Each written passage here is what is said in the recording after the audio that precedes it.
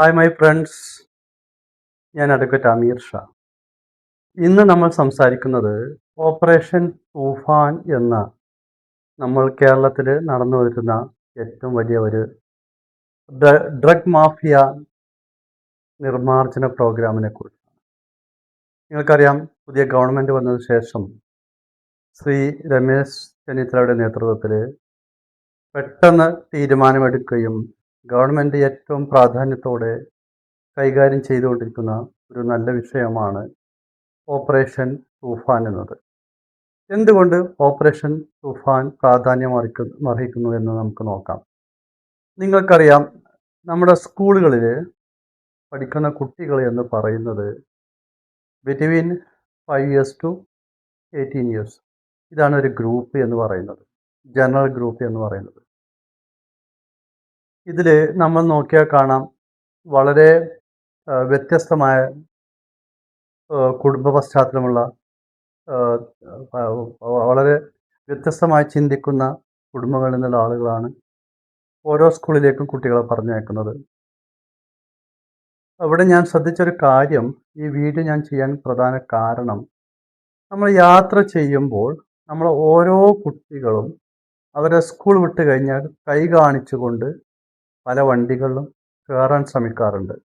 അവർക്ക് അറിയാത്തൊരു കാര്യമാണ്. അവർ സത്യത്തിൽ ചിന്തിക്കുന്നത്, ഏതായാലും വാഹനങ്ങൾ പോകുന്നുണ്ടല്ലോ, എനിക്ക് ആ വാഹനത്തിൽ കയറിപ്പോയാൽ നേരത്തെ എനിക്കെൻ്റെ വീട്ടിലെത്താമെന്ന ഒരു സതുദ്ദേശമാണ് ഈ കുട്ടികൾ ചിന്തിക്കുന്നത്.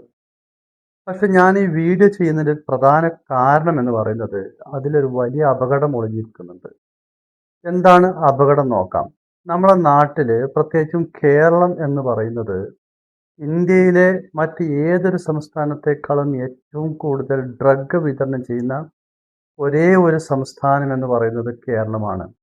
പണ്ട് നമ്മൾ പറഞ്ഞിരുന്നു മഹാരാഷ്ട്ര, പഞ്ചാബൊക്കെയാണ് ഡ്രഗ് വിതരണത്തിൽ ഏറ്റവും മുന്നിട്ട് നിൽക്കുന്നത്. ഇന്ന് മഹാരാഷ്ട്രയോ അല്ലെങ്കിൽ പഞ്ചാബോ ഒന്നും കേരളത്തിൻ്റെ മുന്നിൽ ഒന്നുമല്ല എന്ന് തെളിയിക്കുന്ന രൂപത്തിലാണ് നമ്മുടെ ചുറ്റുപാടിൽ ഈ തൂഫാൻ്റെ പ്രവർത്തനം മൂലം അറസ്റ്റ് നടന്നുകൊണ്ടിരിക്കുന്നത്.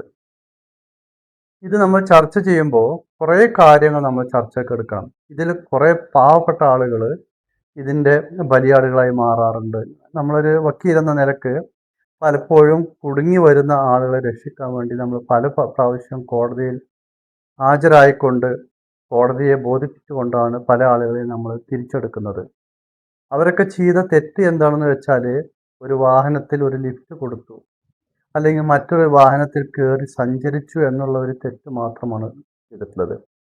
പിന്നെ ഡ്രഗ് മാഫിയ എന്ന് പറയുന്നത്, അവർക്ക് തോന്നുന്ന ഏത് രൂപവും അവർ സ്വീകരിക്കും.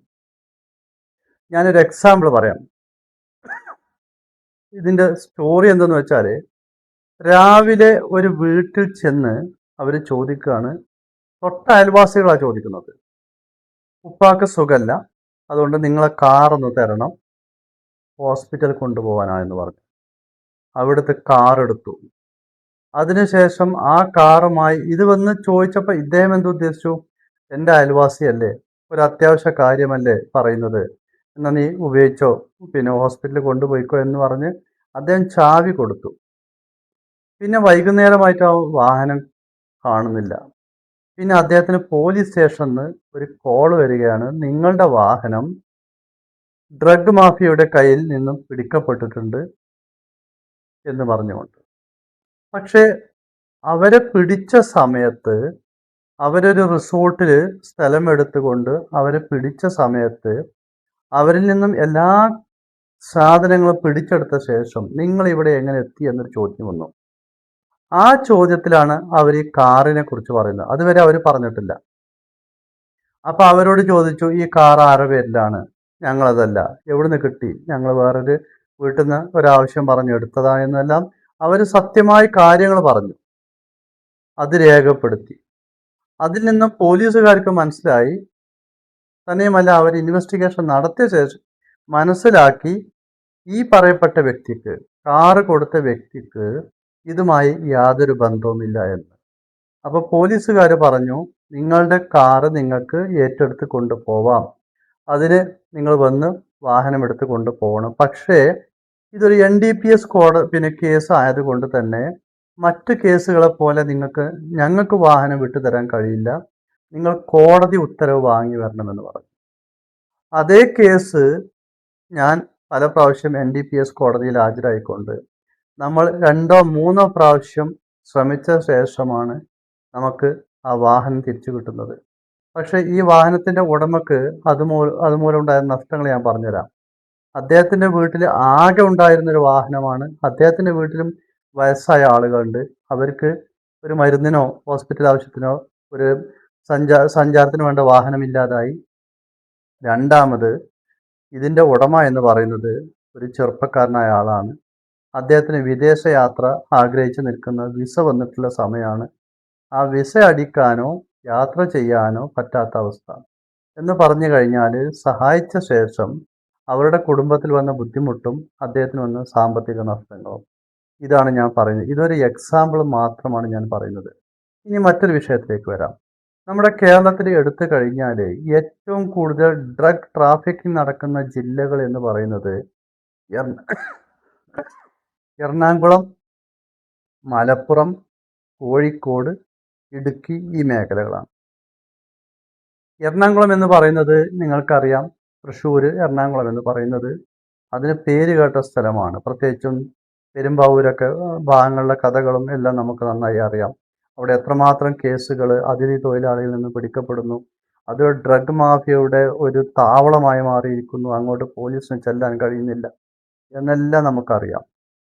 പക്ഷേ കോഴിക്കോടും മലപ്പുറവും എന്ത് സംഭവിക്കുന്നു എന്ന് വെച്ചാൽ, കോഴിക്കോടും മലപ്പുറവും പലപ്പോഴും ഇതര സംസ്ഥാനങ്ങളുമായി ബോർഡർ ഷെയർ ചെയ്യുന്ന സംസ്ഥാനങ്ങളാണ്, വയനാട് പോലെ തന്നെ.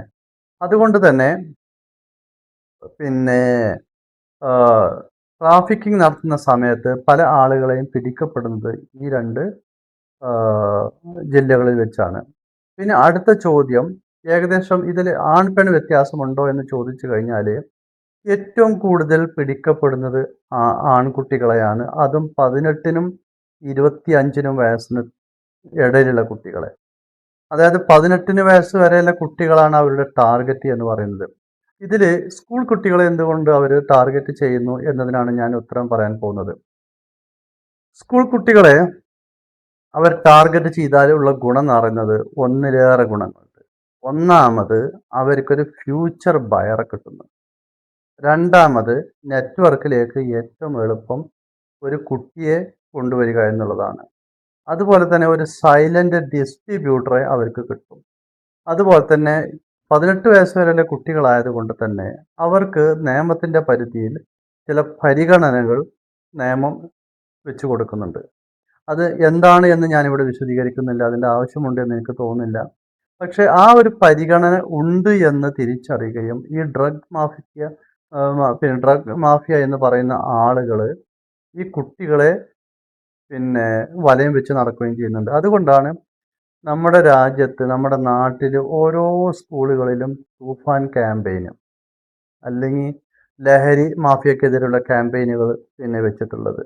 അല്ലാതെ മറ്റുള്ള സ്ഥലങ്ങൾ നമ്മൾ കാണുന്നത് എല്ലാ സ്കൂളിലും ഇത് നടക്കുന്നുണ്ട്. ഇതിൻ്റെ ഭവിഷ്യത്ത് എന്തെന്ന് വെച്ചാൽ 2 രൂപത്തിൽ അതിന് നമുക്ക് അപകടം പറ്റുന്നുണ്ട്. ഒന്ന്, ആ ഒരു ഏജ് ഗ്രൂപ്പിലെ കുട്ടികൾക്ക് എന്ത് സംഭവിക്കും? ചെയ്യരുത് എന്ന് പറഞ്ഞാൽ ചെയ്യും. അതാണ് അവരുടെ സ്വഭാവത്തിൻ്റെ ഒരു പ്രത്യേകത. അപ്പോൾ നമ്മൾ ചെയ്യുന്ന എന്താണ്? എല്ലാ സ്കൂളുകളിലും ചെന്നിട്ട് ലഹരി വിരുദ്ധ ക്യാമ്പയിൻ നടത്തി നമ്മൾ ധാരാളം പ്രസംഗം നടത്തും. അപ്പോൾ ഇവരിങ്ങനെ കേൾക്കും. അപ്പോൾ അവരുടെ ഉള്ളിൽ ഒരു ചോദ്യമുണ്ട്, എങ്ങനെ ആയിരിക്കും ഇത് ഉപയോഗിച്ചാലുള്ള അവസ്ഥ? അപ്പോൾ അതിൽ ഒരു അൺനോൺ മോട്ടിവേഷൻ ഒളിഞ്ഞു കിടക്കുന്നുണ്ട് എന്നുള്ളതാണ് അതിൽ ഉള്ളൊരു അപകടം. എന്ന് കരുതി നമ്മൾ ആ ക്യാമ്പയിൻ നടത്തേണ്ടത് തീർച്ചയായും നമ്മൾ നടത്തണം. കാരണം ക്യാമ്പയിൻ നടത്തിയിട്ടുള്ള അപകടത്തെക്കാൾ കൂടുതലാണ് ക്യാമ്പയിൻ നടത്താതിരുന്നാലുള്ള അപകടം. അതുകൊണ്ടാണ് എല്ലാ സ്കൂളുകളിലും ഇത്തരം ക്യാമ്പയിനുകൾ നടക്കുന്നത്. അതുപോലെ തന്നെ ഈ കുട്ടികളെ നമ്മൾ എങ്ങനെ വീക്ഷിക്കണമെന്ന് വിചാരിച്ചു കഴിഞ്ഞാൽ, നമ്മുടെ കുട്ടികൾക്ക്, ഓരോ കുട്ടിക്കും നമ്മൾ വീട്ടിൽ നിന്ന് പോകുമ്പോൾ അവന് എത്ര ക്യാഷ് കൊടുക്കുന്നു എന്ന് ഓരോ അച്ഛനും അമ്മക്കും അറിയാം. അപ്പോൾ അവൻ്റെ ഒരു ഫിനാൻഷ്യൽ ട്രാൻസാക്ഷൻ പൊട്ടൻഷ്യൽ എത്രയാണ് എന്ന് നിങ്ങൾക്കറിയാം. അപ്പോൾ നമ്മൾ ശ്രദ്ധിക്കേണ്ടത്, നമ്മുടെ കുട്ടിയുടെ കയ്യിൽ നമ്മൾ ശ്രദ്ധിക്കാതെ ഫണ്ട് വരുന്നുണ്ടോ? അവൻ പുതിയ പേഴ്സ് വാങ്ങി പിന്നെ ഉപയോഗിക്കാൻ തുടങ്ങുന്നുണ്ടോ? ആ പേഴ്സിൽ നിങ്ങൾ എക്സ്ട്രാ മണി കാണുന്നുണ്ടോ എന്ന് ചോദിച്ചു കഴിഞ്ഞാൽ, ശ്രദ്ധിച്ചു കഴിഞ്ഞാൽ, it is a signal that the boy is somewhere connected with some networks. അതുപോലെ തന്നെ അവരുടെ ബാഗ് അറ്റ്ലീസ്റ്റ് നമ്മൾ ആഴ്ചയിൽ 1 2 പ്രാവശ്യം നമ്മൾ ഒന്ന് പരിശോധിച്ച് നോക്കണം. എന്തെങ്കിലും പ്രത്യേക വാസനയുണ്ടോ? അതല്ലെങ്കിൽ എന്തെങ്കിലും സാധനം പൊതികളായിട്ടോ മറ്റോ അതിൽ ഒളിഞ്ഞു കിടപ്പുണ്ടോ എന്നെല്ലാം. കാരണം ഇവരുടെ പിന്നെ അൺനോൺ ഗ്രൂപ്പുകൾ എന്ന് പറയുന്നത് ഇവർക്ക് പ്രൈവറ്റ് ചാറ്റ് ഗ്രൂപ്പ് ഉണ്ട്. അതുപോലെ അവരായിട്ട് കമ്മ്യൂണിക്കേറ്റ് ചെയ്യാൻ പറ്റുന്ന ഒരു നെറ്റ്വർക്കിനായിട്ട് കമ്മ്യൂണിക്കേറ്റ് ചെയ്യാൻ 1 2 ആളായിരിക്കും ഓരോ സ്കൂളും കേന്ദ്രീകരിച്ചുണ്ടാവുക. അധികം ആളുണ്ടാവില്ല.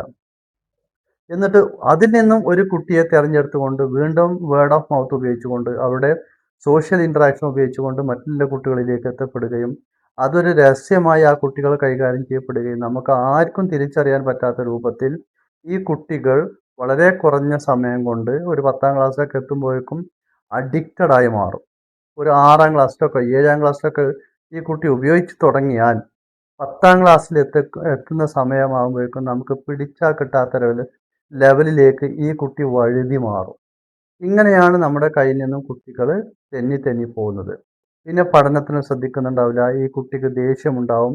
അച്ഛനോടും അമ്മയോടും ദേഷ്യം കാണിക്കും. അവന് കൂടുതൽ സമയം വാതിലടച്ച് റൂമിലിരിക്കും. ഇങ്ങനെ കുറേ ബിഹേവിയേഴ്സ് കുട്ടികൾ കാട്ടി കാട്ടി തുടങ്ങും. ഇതൊക്കെ നമ്മൾ അറിഞ്ഞോ അറിയാതെയോ നമ്മൾ സംസാരിക്കുന്നതിനിടയിൽ കുട്ടികളെ ശ്രദ്ധിച്ചു കൊണ്ടേയിരിക്കണം. എപ്പോഴും നമ്മൾ അവരുമായി ഒരു നല്ല കമ്പനി സ്ഥാപിച്ചുകൊണ്ട് അവർക്ക് നല്ലൊരു കമ്പാനിയൻ ആയിക്കൊണ്ട് നിന്ന് കഴിഞ്ഞാൽ ഏറെക്കുറെ നമുക്ക് ഇതിൽ നിന്നും പരിഹാരം നേടാൻ പറ്റും. കാരണം അവർക്കൊരു ഫ്രണ്ട്ഷിപ്പ് ആവശ്യമുണ്ട്, അവർക്ക് സന്തോഷം ആവശ്യമുണ്ട്, അവർക്ക് പിന്നെ എന്താ പറയുക, അവരുടെ എക്സ്പെക്റ്റേഷൻ അനുസരിച്ച് ഉയരാനും ചിന്തിക്കാനും പറ്റുന്നൊരു ഒരു പിയർ ഗ്രൂപ്പിനെ അവർ തിരഞ്ഞു നടക്കുന്നുണ്ട്. ആ സമയത്ത് അവർക്കൊപ്പം നമ്മൾ സഞ്ചരിക്കാൻ ശ്രമിച്ചാൽ ഏറെക്കുറെ നമുക്ക് അതിൽ നിന്നും അവരെ പിന്തിരിച്ചെടുക്കാൻ കഴിയും. ഇനി മറ്റൊരു കാര്യം പറയാം. എങ്ങനെയാണ് ഇതിൽ ആളുകൾ കുടുങ്ങുന്നു എന്നതാണ് അടുത്ത ചോദ്യം. എനിക്ക് പാലക്കാട് നിന്ന് വന്നൊരു കേസ്. അതിലൊരു കുട്ടി കുടുങ്ങിയത് അവൻ്റെ ഫ്രണ്ട്സ് എന്നറിയപ്പെടുന്ന കുട്ടികൾ സഞ്ചരിച്ച് പോയപ്പോൾ ആ വാഹനത്തിൽ ഒന്ന് കയറിയിരുന്നു എന്നുള്ളതാണ്. കുറച്ച് കഴിഞ്ഞ് മുന്നോട്ട് പോയപ്പോൾ ശേഷം ആ വാഹനത്തെ പോലീസ് തടഞ്ഞു. 2 3 വാഹനമുള്ള എല്ലാ വാഹനങ്ങളെയും തടഞ്ഞു. അതിലുള്ള എല്ലാ കുട്ടികളെയും എടുത്തു. ആ കുട്ടി ഏകദേശം 6 മാസം ജയിലിൽ കടന്ന ശേഷം ഇപ്പോഴാണ് ഇറങ്ങിയത്. അവൻ ചെയ്ത തെറ്റെന്താ? ആ വണ്ടിമേന്ന് കയറിയെന്ന് മാത്രമാണ്. അതുപോലെ തന്നെ ഈ ആളുകൾ, ഈ ട്രാഫിക് നടത്തുന്ന ആളുകൾ ഒരിക്കലും അവരുടെ കയ്യിൽ ആ സാധനം വെച്ചോ അവരുടെ വാഹനം ഉപയോഗിച്ചോ ഒരിക്കലും ട്രാഫിക്കിംഗ് നടത്താൻ പോകുന്നില്ല. കാരണം അവരുടെ സ്വന്തം വാഹനം ഉപയോഗിച്ചു കഴിഞ്ഞാൽ അതോടൊപ്പം ആ വാഹനവും പിടിക്കും.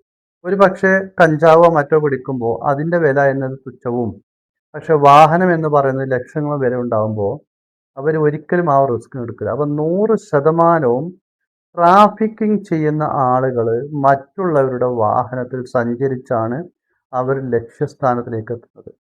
അപ്പം ഞാൻ ചോദിക്കട്ടെ, ഞാനും നിങ്ങളും സഞ്ചരിക്കുന്ന വാഹനത്തിൻ്റെ മുന്നിൽ എത്ര ആളുകൾ നമ്മളോട് കൈ കാണിക്കാറുണ്ട് ഞാൻ കയറട്ടെ എന്ന് ചോദിച്ച്?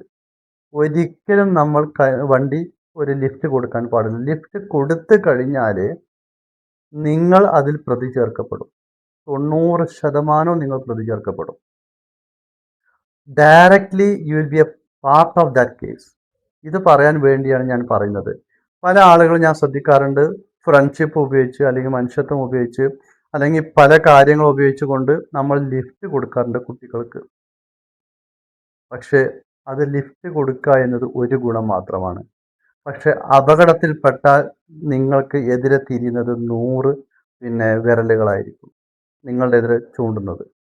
അതിൽ നിന്ന് നിങ്ങൾക്ക് രക്ഷപ്പെടണമെങ്കിൽ മിനിമം 6 മാസം ജയിലിൽ കിടക്കണം, ഒരു വക്കീലിനെ ഏൽപ്പിക്കണം, ആ കേസ് നടത്തണം.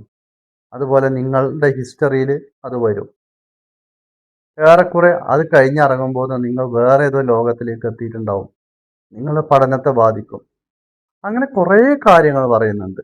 നിങ്ങൾ ജോലിയുള്ള ആളാണെങ്കിൽ ലിഫ്റ്റ് കൊടുത്തു കഴിഞ്ഞാൽ എന്ത് സംഭവിക്കും? നിങ്ങളുടെ ജോലി പോവും, നിങ്ങൾ ജയിലിൽ പോവും, നിങ്ങൾക്ക് അതുമായി യാതൊരു ബന്ധവുമില്ല. അതുകൊണ്ട് ഇന്ന് നമ്മുടെ ചുറ്റുപാടിൽ ഏറെക്കുറെ നിങ്ങൾ സ്കൂൾ വിട്ടു പോകുന്ന സമയത്ത്, അതുപോലെ പല സ്ഥാപനവും വിട്ടു പോകുന്ന സമയത്ത് നിങ്ങൾ റോഡിലൂടെ സഞ്ചരിക്കുമ്പോൾ ആണായും പെണ്ണായും ലിഫ്റ്റ് ചോദിക്കാറുണ്ട്. നിങ്ങൾ എന്നോട് ചോദിക്കുകയാണ് ലിഫ്റ്റ് കൊടുക്കണോ എന്ന് ചോദിച്ചാൽ നെവർ ഗിവ് ലിഫ്റ്റ്. നിങ്ങൾ വാഹനം കൊടുത്തു കഴിഞ്ഞാൽ how you will know that you are holding a carrier in your vehicle? There is a big chance that you will be in trap. അതുകൊണ്ട് ഞാൻ പറയുന്നത് നമ്മൾ ഒരിക്കലും ലിഫ്റ്റ് കൊടുത്തുകൊണ്ട് അപകടത്തിൽപ്പെടരുത്. ലിഫ്റ്റ് കൊടുത്ത മറ്റൊരു കേസ് ഞാൻ പറയാം. കാസർഗോഡ് നടന്ന സംഭവം.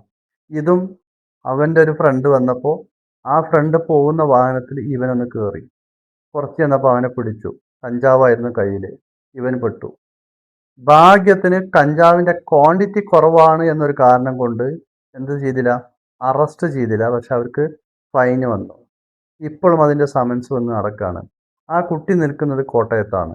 അവൻ ആ കേസിന് വേണ്ടി കാസർഗോഡ് പോകണം. അവൻ്റെ സമയം, അവൻ്റെ ജോലി എല്ലാം നഷ്ടപ്പെടുത്തിയിട്ടാണ് അവൻ പോയിക്കൊണ്ടിരിക്കുന്നത്. ഇത് നിങ്ങൾക്ക് വരണ്ട എങ്കിൽ ഞാൻ ഈ പറയുന്നത് ശരിയാണ്. അല്ല, നിങ്ങൾക്കിത് പ്രശ്നമല്ല എങ്കിൽ then it is your choice. അത് പറയുന്നതിന് വേണ്ടിയാണ് ഞാൻ ഈ വീഡിയോ ചെയ്യുന്നത്. അതുപോലെ തന്നെ നമ്മുടെ ചുറ്റുപാടിൽ പല ആളുകളും അവരുടെ ഇൻകത്തിന് എബവ്, അവർക്ക് കിട്ടുന്ന വരുമാനത്തിൽ അധികം കൂടുതൽ ചെലവാക്കുകയും കൂടുതൽ ജീവിത രീതികൾ കാണിക്കുകയും ചെയ്യുന്നുവെങ്കിലും നമ്മൾ സംശയിക്കണം. From where is getting the resource? എവിടെ നിന്നാണ് അവന് ക്യാഷ് വരുന്നത്? അത്തരം ആളുകളെ ശ്രദ്ധിച്ചാലും നമ്മൾ മാറി നിൽക്കണം. Because one day police will catch him. ധാരാളം ചുറ്റുപാടുകൾ. കേരളം എന്ന് പറയുന്നത് നമുക്ക് പ്രതീക്ഷിക്കാൻ കഴിയാത്ത അത്രയും മുന്നോട്ട് പോയിട്ടുണ്ട് ഈ ലഹരി മാഫിയയുടെ പിടുത്തം കൊണ്ട്. ഇന്ന് പെരുമ്പാവൂർ പോലുള്ള സ്ഥലങ്ങളിലേക്ക് പോലീസിന് കടന്നു ചെല്ലാൻ പറ്റുന്നില്ല, പബ്ലിക്കിന് കടന്നു ചെല്ലാൻ പറ്റില്ല. ഇപ്പോൾ സന്നദ്ധ സംഘടനകളും പോലീസും ഒന്നിച്ചിറങ്ങി കയ്യിൽ വടിയും പിടിച്ചാണ് ആ കൂട്ടത്തിലേക്ക് ചെല്ലുന്നതും അവരെ കൈകാര്യം ചെയ്യുന്നതും പിടിച്ചെടുക്കുന്നതും. എവിടെ നമ്മൾ വടി കൊണ്ട് തോണ്ടിയാലും അവിടെയൊക്കെ പൊതികൾ ഒളിഞ്ഞിടക്കാണ് നിലത്ത്. കാരണം എപ്പോഴാണ് അവർക്ക് ആവശ്യം വരുന്നത് അവരവിടെ പോയി തപ്പി ആ സാധനം കൊണ്ടു കൊടുക്കും. ഇതാണ് അവസ്ഥ. ഇനി ഇത് കഴിച്ചാലുള്ള അപകടം എന്ന് ഞാൻ പറയാം. ഈ MDMA പോലുള്ള വസ്തുക്കൾ നിങ്ങൾ കഴിച്ചാലുള്ള അപകടം, നിങ്ങൾക്ക് ആകെ നമുക്ക് കിട്ടാവുന്ന ഒരു ഏജ് എന്ന് പറയുന്നത് 10, 60, 70 വയസ്സാണ്. നിങ്ങളിത് കഴിച്ചാൽ നിങ്ങൾ പെട്ടെന്ന് ഒരു 20 to 25 ഇയേഴ്സിൻ്റെ ലൈഫ് നിങ്ങൾക്ക് പോയി കിട്ടും. കാരണം നിങ്ങളിത് കഴിച്ചു തുടങ്ങിക്കഴിഞ്ഞാൽ പെട്ടെന്ന് നിങ്ങളുടെ എല്ല് ദ്രവിക്കാൻ തുടങ്ങും.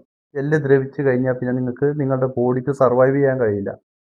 അങ്ങനെ ഇനി വരാൻ പോകുന്നത്, ഇപ്പോൾ കഴിഞ്ഞ ഒരു 5 വർഷം കൊണ്ട് നമ്മൾ ഈ ആളുകളൊക്കെ പിടിച്ചു, അവരെ ആളുകളൊക്കെ കണ്ടെത്തി, ഉപയോഗിക്കുന്ന ആളുകളെ കണ്ടെത്തി, അവരതിൽ നിന്ന് മോചിതരാക്കാൻ വേണ്ടി നമ്മൾ ശ്രമം നടത്തുന്നുണ്ട്.